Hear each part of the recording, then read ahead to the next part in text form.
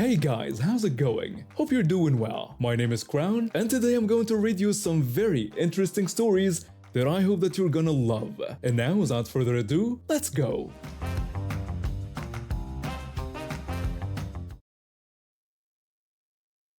I'm sharing this story about dealing with an entitled employee who thought he was untouchable. For over 20 years, I worked in middle management for our city government. I reported to a department head who answered to the mayor. My job involved managing a small team, usually between 5 and 10 people, mostly part-timers who rotated every few years. I helped beef up their resumes, paid for training, and gave them opportunities to grow professionally. My main job was securing federal grants for small infrastructure projects, adding accessible benches to nature trails, creating curb cuts on older sidewalks, or building bridges on walking paths across ditches. I wrote the grant proposals and specifications, then my staff helped administer the grants. Sometimes they did the work, other times they supervised contractors. These grants included a matching component. We'd contribute city cash, equipment time, staff hours, or coordinate with volunteer organizations who provided labor as our match. That's where my trouble with one employee began. When he first joined us, he seemed decent. Let's call him my entitled employee. He handled basic tasks well at first, but soon decided he was the greatest employee ever. His overconfidence led to mistakes. He would overextend himself and then need bailouts. While he handled simple tasks, he struggled with math, grammar, and talking professionally with adults. We were working on a bridge project, phase 3 of 3, and I put my entitled employee in charge. This was our third round of bridge replacements, 21 bridges total, done in batches of 7, so we had plenty of experience. The process was almost automatic. All my entitled employee had to do was show up with materials and let the volunteer workers do their thing while tracking their hours for our grant match. He barely did an adequate job. I had to keep him on track to stay within specifications. The grant was for improving water quality, but my entitled employee kept trying to redirect resources toward recreational improvements. We exchanged many emails and texts about this. Our department used project codes to track grant spending, with each grant having its own code. It was a simple system for tracking time and materials through accounting. Volunteers signed daily logs, keeping the process organized. That fall, my entitled employee kept struggling with basic tasks and eventually demanded a promotion for his outstanding work. The requirements for promotion were clear government standards, but his laziness prevented him from meeting them. His attitude got worse until he became intentionally negligent, putting himself and others in danger. After a serious incident, I called him into my office and gave him a choice: resign or be fired. Resigning would allow him to potentially be rehired in a different department, while being fired would blacklist him from city employment. He refused to resign and seemed shocked when I terminated him. I think he believed I was bluffing. He saw himself as indispensable when really he was just a problem. His father is a well-known local attorney. Looking at my entitled employee's criminal record, it was obvious that his daddy had been bailing him out his entire life. Assault charges dropped, driving under the influence reduced to a traffic violation, possession charges reduced to infractions. My entitled employee decided to come after me. First, he called the federal division that oversees my grants to report fraud. They launched an investigation, but my records were perfect. When they called him in for a meeting, his proof of fraud was that he felt the bridges should have been a lower priority, and the money would be better spent elsewhere. So the fraud was misuse of funds. What he failed to mention was that the grant specifications had been followed precisely by him. He had tried to divert funds, and I had stopped him. I had written evidence of everything. The project he accused of fraud was our showcase success story, included in a slideshow presentation to the state legislature showing the grant program's effectiveness. During the meeting with federal investigators, they asked my entitled employee about his fraud allegations. He admitted he was alleging fraud on a project he managed himself. They asked about this contradiction, and he tried to argue that the money should have been used differently. The federal investigator told him that federal grants must be used exactly as specified in the approved applications. When my entitled employee tried to argue more, the investigator pointed out that the documentation showed he was the one trying to violate grant terms and that I had prevented it. The investigator said there was no evidence of fraud except what my entitled employee had tried to commit himself. The federal investigators and city officials were furious about the waste of time. With my perfect documentation, my entitled employee was forced out of the building. Next, he filed a wrongful termination lawsuit. He told his father about the supposed mistreatment, and Daddy filed the legal paperwork. I contacted the city attorney and sent hundreds of pages of organized documentation with a detailed summary. I was at City Hall when his father walked out of the legal department, apologizing for his idiot son. According to a mutual friend, Daddy told my entitled employee off and withdrew the financial support that had allowed him to survive on part-time work all these years. Around the same time, his wife discovered his affair. Then his mistress got pregnant. Things got rough for him. From what I hear, he's doing better these days, but he learned some hard lessons about entitlement and accountability. His father's protection had shielded him from these lessons for far too long. I saw chaos at a children's movie when I was 15. During the summer when Finding Dory came out, my mom thought it would be nice for us. Me, her, and my baby brother who was about a year old. My other brothers stayed home either with friends or gaming. We got to the theater early as my mom liked to do. This let us get seats and the top row was a clear view. We bought popcorn, drinks, and candy, then sat down. Other families came in after us. There were many children. They outnumbered adults and teenagers 2 to 1. Most parents barely watched their kids who were getting restless before the movie started. As the lights should have dimmed, a theater employee walked in. I couldn't see him through the people below, but I heard him say they would keep the lights on because of all the children, to avoid scaring them. He left, and what followed was my worst movie experience ever. For about 10 minutes, everything was fine. The children watched the start of Finding Dory. But that didn't last. Without darkness to signal quiet time, kids treated the place like a playground. It started with some playing in their rows but grew fast. Soon they were jumping over seats, running through rows, and racing in the aisles. I kept looking between the movie and the chaos, wondering why no staff checked on the noise. It was hard to focus on the movie. Then the real trouble started. One kid kicked another in the mouth, which started a fight between their parents. The parent of the kicked child yelled that the other wild child had attacked their baby and threatened to have them thrown out. The other parent said the kicked child was standing where he shouldn't be and should learn to stay in his seat.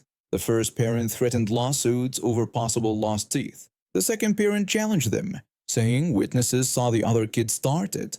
The kicked child got Candy to calm down, but by then, it was too late. This seemed to give all the entitled parents permission to criticize others while defending their own kids. During this, a kid threw popcorn in the air and shouted about snow. Other children copied him. Soon popcorn rained on everyone in the lower rows. Those of us at the top mostly avoided it, watching as kernels fell on the people below. A man behind us had enough. He stood up and said this was a movie theater, not a playground, and told parents to control their kids or leave. This made things worse. The entitled parents united against him.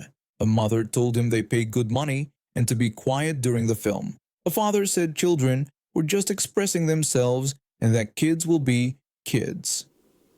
The man said they were ruining the movie. Another mother told him to leave if he didn't like it since it was a children's movie. The man gave up and went back to his seat. My mother and I sat quietly trying to watch the movie playing behind all this drama. By luck, the children settled down during the action scenes near the end. But we'd missed most of the plot by then. When it ended, my mom and I left quickly. I saw some responsible parents who had kept their children seated and quiet, going to talk to management. I never went back to that theater. I can't watch Finding Dory without thinking of popcorn showers, screaming, and chaos in that suburban movie theater. I wonder if those parents ever realized they did anything wrong. But people like that never think they're the problem. I work from home as a software developer. I moved into this condo building about a year ago with my roommate who works as a nurse with crazy shifts. We chose this place because it seemed perfect. Good location, decent price, nice amenities. The real estate agent forgot to mention how paper thin the walls are. Our building has strict rules about noise, no vacuuming after 7:30 p.m., no loud parties without notice to neighbors, and no loud music that disturbs others. Most residents follow these rules, except for our neighbor, the drummer. This guy moved in about 3 months after us, and it's been a nightmare. He plays his drums at ridiculous hours, sometimes starting at 11 p.m. when people are trying to sleep. My roommate has gone to work sleep deprived many times because of his late night jam sessions. That's not all. He lets his dog pee in the elevator and doesn't clean it up. I've stepped in puddles twice. He takes up 2 parking spaces, throws cigarette butts off his balcony, and has fights with his girlfriend at 3 a.m. We've tried everything.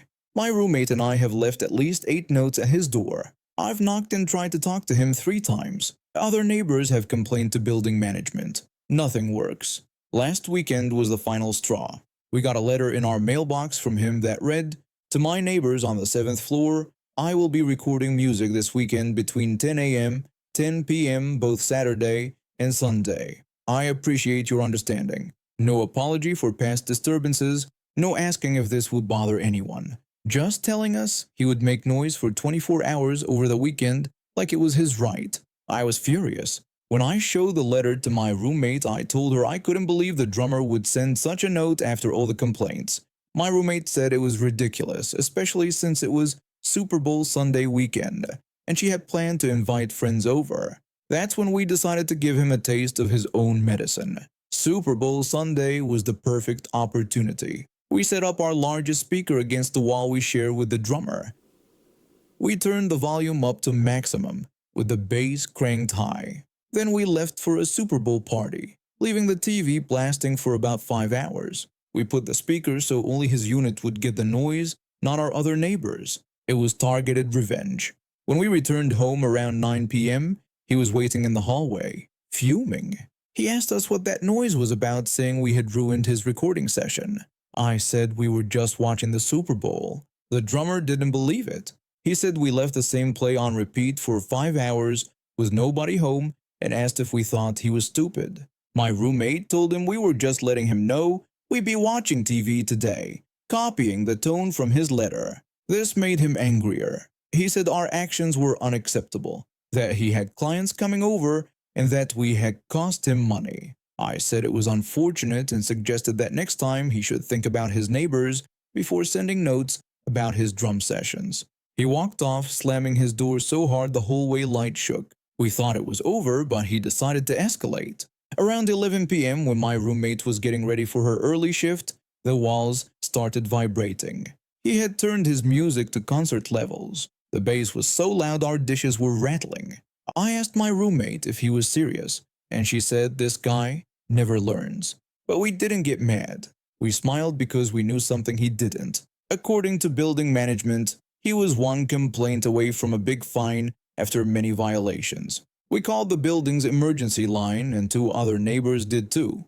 The property manager came up with security. We heard the talk through the walls. The property manager told the drummer this was his final warning and that the noise was unacceptable after quiet hours. The music stopped, but the damage was done. The next day, we saw him arguing with the property manager in the lobby, waving papers and looking desperate. The fine for repeated noise violations in our building is $6,500, about 3 months of rent. He got that fine plus a warning that more violations would mean eviction. The drummer has been quiet for the past 2 weeks. No late-night jam sessions, no loud music. I even saw him picking up after his dog in the elevator yesterday. People only learn when it hits them in the wallet. When they say, when it rains, it pours, they're not kidding. I never expected to be at the center of a workplace drama, but here I am. It all started back in December when a heavy frost damaged our roof. Water started seeping through the ceiling and running down our walls. My husband, who works in construction, knew this was serious. He took time off work to fix it, but what was supposed to be a quick repair turned into a much bigger project. Once he removed the tiles and felt, he decided to build dormers to prevent having to strip the roof again in the future. Smart in theory, but it meant our roof was exposed for weeks while he worked on it. Meanwhile, I had our 9-month-old daughter to care for. Normally, my husband helps with childcare when I'm at work, but with him busy trying to keep our house from being destroyed by water damage, I was on my own. My family lives several hours away, so they couldn't help either. And on my salary working at a children's museum, there was no way I could afford nursery care. I've been at the museum for 3 years now. I love my job, creating interactive exhibits for children, designing sensory experiences, and watching kids learn through play. The museum isn't huge, but we have a dedicated team that works well together. Or at least we did until recently. When the roof situation happened, I went to my direct supervisor to explain. I explained to my supervisor that I was in a really tough spot. I told her my husband needed to fix our roof, which meant he couldn't watch our daughter while I was at work. I made it clear that I didn't have any childcare options right now. My supervisor said it sounded stressful, but then suggested it might actually work out okay. She reminded me about the new baby sensory room planned for February half-term, and thought having a baby around while I designed it could be perfect. She told me to bring my daughter in and assured me it would be fine. I was so relieved. For all of January, I brought my daughter to work. She was content to play in her travel cot or sit in her carrier while I worked. Sometimes my co-workers would take turns holding her when I needed to use both hands. It was challenging, but I made it work. During this time, I created a massive audiobook trail and designed a beautiful baby sensory room. I poured my heart into it, staying late after putting my daughter to bed to finish preparations. I even completed the installation a week early, which everyone on site was thrilled about. One of my co-workers exclaimed that the sensory room was amazing and specifically praised the live projections with the ocean theme as being perfect. Another co-worker added that the audiobook trail was really clever and predicted that the kids were going to love it. My supervisor told me I had outdone myself, especially considering everything I was dealing with at home. I was feeling proud of what I'd accomplished despite the difficult circumstances. The exhibition was set to launch during February half-term, and I was scheduled to be on site for 5 full days to monitor the opening week. Everything was ready to go. Then, the day before I was supposed to start, I received an email that made my blood boil. It was from the CEO, someone who rarely even sets foot in the museum. The email read, "It has come to my attention that you've been bringing your infant to work. This is inappropriate and must stop immediately. Please make alternative arrangements for childcare before returning to work." I stared at the screen in disbelief. After weeks of bringing my daughter with the full knowledge and approval of my direct supervisor, after completing an entire exhibition early and to everyone's satisfaction, this was the response I got from someone who hadn't even seen how I was managing. I replied that I understood. I explained that, unfortunately, as previously discussed with my supervisor, I had no alternative childcare options at that time. I ended my email wishing them good luck finding someone to cover my shifts during the launch week. Then I immediately put in for all my accrued paid leave. The next day my phone blew up with messages. My supervisor messaged me asking what happened and why I wasn't coming in. I explained that the CEO said I couldn't bring my daughter anymore and I had no other options. My supervisor responded that this was ridiculous, especially since the exhibition was opening the next day. My co-workers were equally outraged. One co-worker sarcastically questioned how I couldn't bring a baby into a baby sensory room, saying it made no sense. Another co-worker worried about who was going to run the exhibition, pointing out that none of them knew how all the audio elements worked. What happened next made me smile. My team decided to play hardball. My supervisor told the CEO directly that if they didn't want a baby in the baby room, it simply wasn't going to get staffed. She explained that none of them knew how to operate the systems I had designed. The CEO tried to backpedal. He said he didn't mean immediately and suggested that perhaps they could work something out temporarily. I declined his offer, stating that I was using my paid leave and looking for freelance workshop opportunities elsewhere. The timing couldn't have been worse for them. Just last week, 5 staff members had quit due to poor management. That's almost half our small team. Now they were scrambling to find someone who could operate the technical aspects of my exhibition with no training. I heard from my supervisor that the launch was a mess. The audio wasn't working properly, the lighting sequences in the sensory room were out of sync, and there was no one to fix the issues as they arose. Yesterday I received another email, this time from both the CEO and the board chair, asking if I would reconsider my position in offering a temporary childcare stipend. I haven't replied yet. Part of me is tempted to go back just for the satisfaction of watching them squirm, but I've already lined up 2 freelance workshops that pay better and allow me to bring my daughter. My husband is making progress on the roof, and I'm making progress on finding work that values me. And now we have reached the end of today's stories. Thank you for watching, and see you next time.